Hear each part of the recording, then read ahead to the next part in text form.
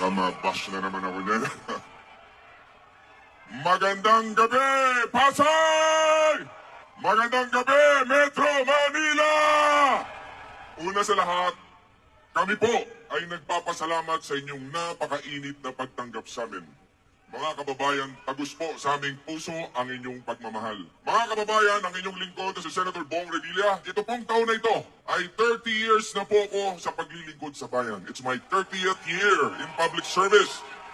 Ako po ay naging vice-gobernador ng lalawigan ng Cavite, naging gobernador ng lalawigan ng Cavite, naging senador, hinalal nyo 2002 at 2004, number 2 senator. Noong 2010, hinalal nyo ko number 1 senator. Yung pagkakahalal sa akin ng number 1, doon na nagka-leche-leche si Bong Revilla.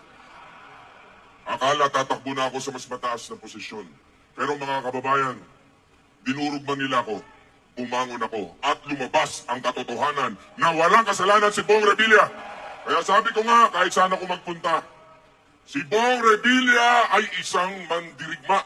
Habang nasasaktan, lalong tumatapang, habang natutuguan, lalong lumalaban. At habang ako'y sinisiraan nila, lalo lang akong popogi niyan. Kaya sabi nga ni alias Pogi, anak ka ng teteng.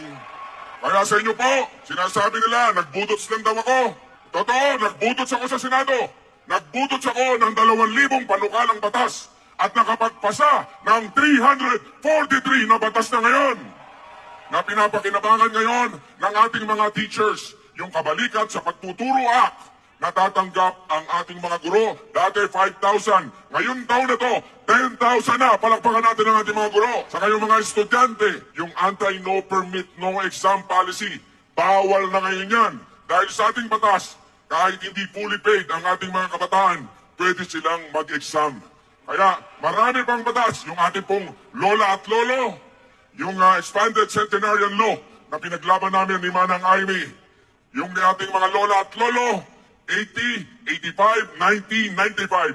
Tatanggap ng 10,000 pesos simula sa taong ito.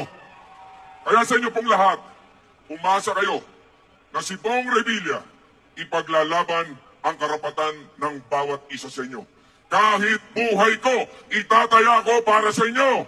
Dahil hindi ko mararating itong aking kinalalagyan kung hindi po dahil sa inyong lahat. Kaya sa inyo pong lahat, tandaan ninyo, mahal kayo ni Senator Bong Revilla at suportahan po natin ang alyansa para sa bagong Pilipinas.